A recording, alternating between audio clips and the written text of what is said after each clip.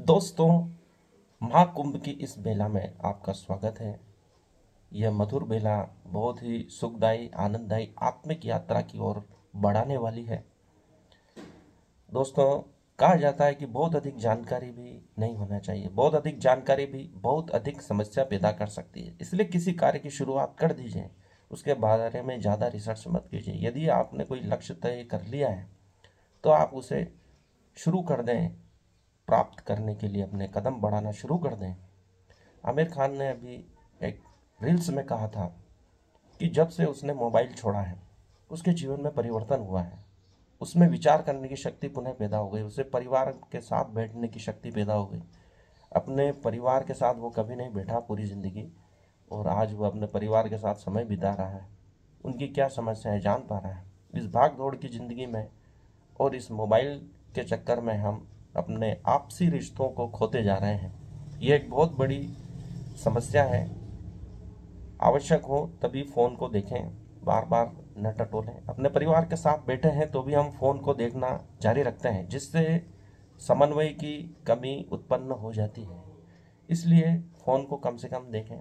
2 घंटे flight mode में रख दें।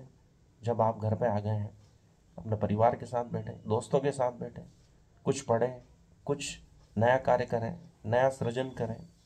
महाकुंभ की इस बेला में यही संदेश है कि हम अपने आप को उन नई चीज़ों से जोड़ें, पुरानी चीज़ों से जोड़ें। हम खेल कूद करते थे, वो बंद हो चुका है।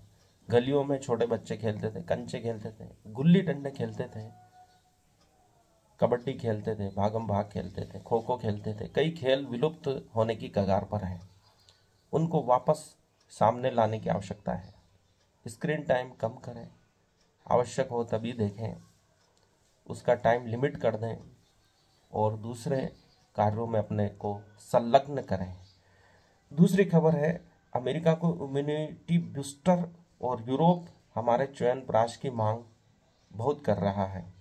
हमारे मध्य प्रदेश की 4 फर्म ने अमेरिका में आयुष उत्पादों के लिए एक स्थापित मापदंड पैदा किए हैं। वहाँ वेयर हाउस बनाए गए हैं। इंदौर में तैयार हो रहे आयुर्वेदिक उत्पादों व औषधियों की मांग विदेशों में बढ़ रही है।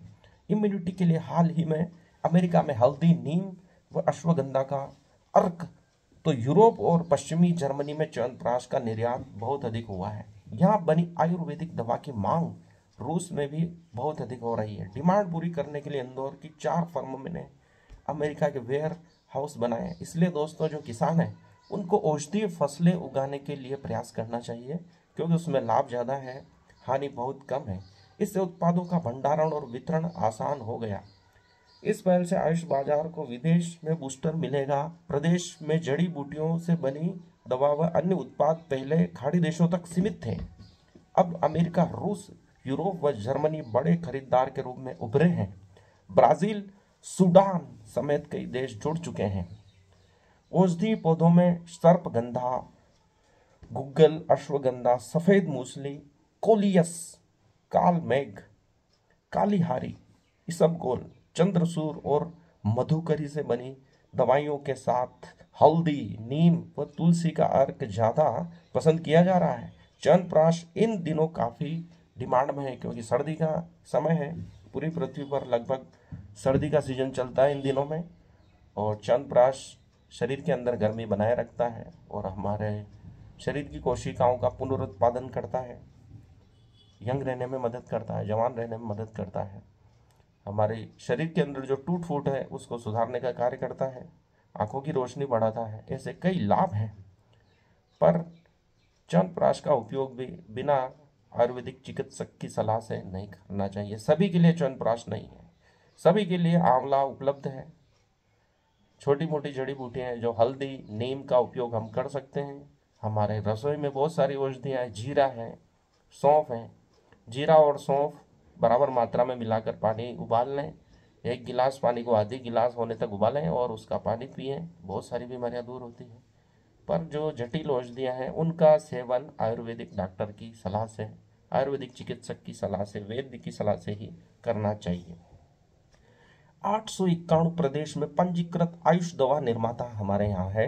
200 दवा निर्माता इंदौर में है। 1200 करोड़ रुपए कुल निर्यात आयुर्वेदिक उत्पादों का हो रहा है। 35% वृद्धि हल्दी अश्वगंधा आधारित उत्पादों की अमेरिका में हुई है। 50% हिस्सेदारी जर्मनी को च्यवनप्राश निर्यात में हुई है। 25% अधिक निर्यात रूस को किया गया है 2024 में।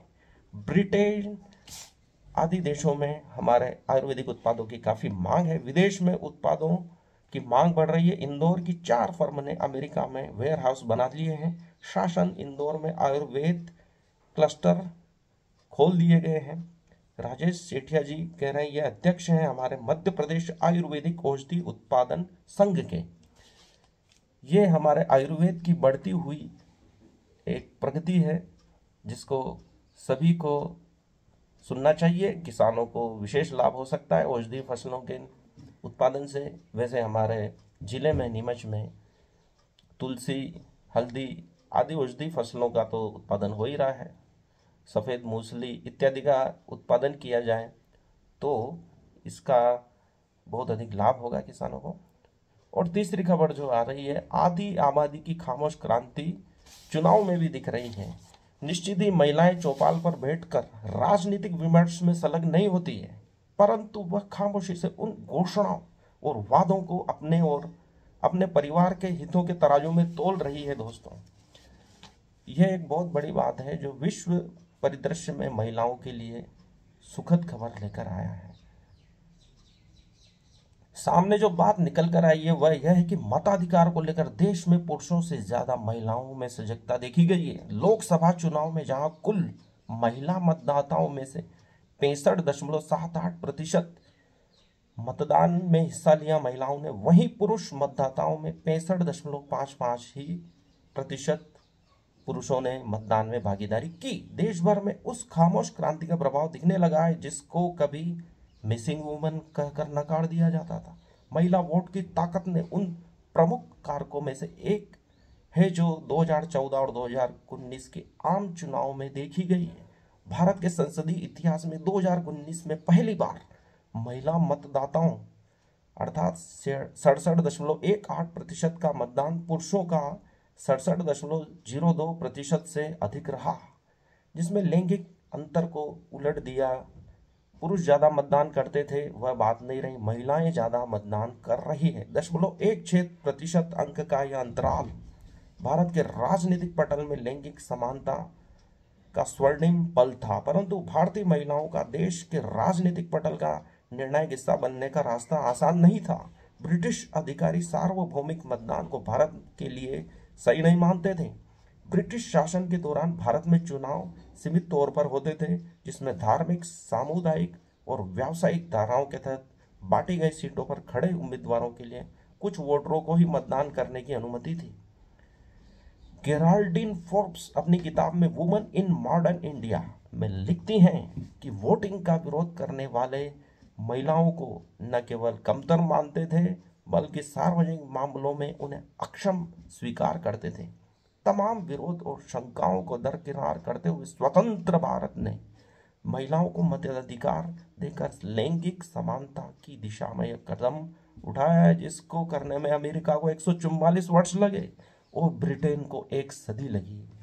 देश की पहली संसद के लिए अक्टूबर 1951 से फरवरी 1952 तक महिलाएं जब मतदान केंद्रों के सामने अपना मत देने के लिए पंक्तिबद्ध खड़ी हुई, तब यह कल्पना करना किसी के लिए आसान नहीं था। एक दिन वह भारत की राजनीति की दशा एवं दिशा निर्धारित करने में महत्वपूर्ण भूमिका निभाएंगी। इससे भी कहीं अधिक महत्वपूर्ण, वह विश्व भर में उन अध्ययनों को गलत साबित करती है जो यह सत्यापित करने में लगे हुए थे कि साक्षरता का प्रत्यक्ष संबंध महिलाओं के मतदान से है। साक्षरता की कमी भारत में सामाजिक, आर्थिक या राजनीतिक मुद्दों के बारे में महिलाओं की जागरूकता को प्रभावित नहीं कर रही है। उन्हें मतदान करने के लिए उनका स्वयं विवेक प्रेरित कर रहा है। महिला मतदाताओं ने उन दावों को भी ध्वस्त कर दिया जो यह उद्घोषित करने के लिए आए थे कि महिलाएं पितृसत्तात्मक व्यवस्था के साए में जी रही है, उससे बाहर निकल नहीं सकती। महिलाएं सिर्फ वोट ही नहीं दे रही है बल्कि खुद ही तय कर रही है कि उन्हें वोट किसे देना है। यह एक बहुत बड़ी बात है कि वह स्व विवेक उत्पन्न हो चुका है। लोक नीति CSDS द्वारा किए गए एक अध्ययन में सम्मिलित 59% महिलाओं ने कहा कि वे स्वयं फैसला लेती है कि वोट किसे देना है। यकीनन पुरुष मतदाताओं से प्रभावित हुए बिना वह हम वोट देने से महिलाओं को आत्म संतुष्टि तो मिल ही रही है, साथ ही नेता चुनने की प्रक्रिया में स्वयं की भागीदारी उन्हें आत्मदल भी प्रदान कर रही है। महिलाओं की बढ़ती हुई ताकत को देखते हुए राजनीतिक दलों ने अपनी कल्याणकारी योजनाओं के केंद्र में महिलाओं को रखना चालू कर दिया है, जिससे महिलाएं सशक्त हुई हैं।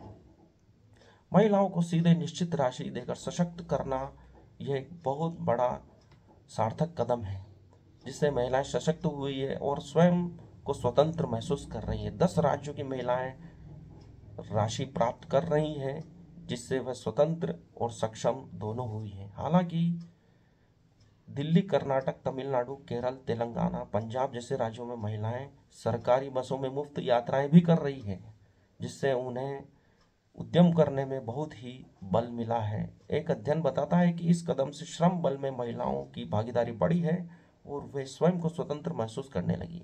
एक और महत्वपूर्ण तथ्य जिसकी अवहेलना करना संभव नहीं कि महिलाएं स्वयं के साथ अपने परिवार, बच्चों के हितों को लेकर भी संवेदनशील एवं जागृत हुई है। इसलिए जब शराबबंदी की घोषणा हुई तो सबसे ज्यादा महिलाएं ही प्रसन्न हुई। निश्चित ही महिलाएं चौपाल पर बैठकर राजनीतिक विमर्श नहीं करती हैं, लेकिन वे उन घोषणाओं को ध्यान से सुनकर अपने बारे में निर्णय लेने में सक्षम हुई है, अर्थात महिलाएं सक्षम हुई है। यह पूरा लेख ऋतु सारस्वत, समाजशास्त्री और स्तंभकार ने पत्रिका में लिखा है, दिनांक 22/1/2025 को। बहुत ही शानदार लेख है जो महिलाओं के लिए उपयोगी है। महिलाएं सशक्त हो रही है, इसका लाभ देश को मिलेगा, मिल रहा है, मिलता रहेगा। महाकुंभ की बेलाएं में महिलाएं ज़्यादा प्रसिद्ध हो रही हैं और उसका लाभ पूरे समाज को मिलेगा। वे सशक्त हो रही है, ये बहुत ही अच्छी बात है। और हम इस महाकुंभ की बेला में महिलाओं को आगे बढ़ाते हुए इस महापर्व का आध्यात्मिक लाभ लें, अपने विचारों को सतेज करें, ऊर्जावान बनाएं। महाकुंभ की इस बेला में आत्मिक, मानसिक और शारीरिक ऊर्जा को प्राप्त करें, क्योंकि यह वह स्थल है जहाँ पूरी मानव जाति के अधिकांश लोग उपस्थित हैं और उससे एक नवीन ऊर्जा प्राप्त होती है। श्री राम शर्मा आचार्य ने कहा था कि गायत्री शक्तिपीठ में आने से आपकी बैटरी चार्ज होगी, अर्थात इन दिव्य स्थलों पर जाने से हमारे मन में, शरीर में और आत्मा में एक नवीन ऊर्जा का संचार होता है, जो हमें नया कार्य करने को और जो कार्य पूर्व में कर रहे हैं उसको अच्छी तरह करने की प्रेरणा मिलती है। धन्यवाद। आज के लिए इतना ही। मुझे पूरा सुनने के लिए बहुत बहुत हार्दिक आभार। आपकी आत्माओं को प्रणाम। धन्यवाद।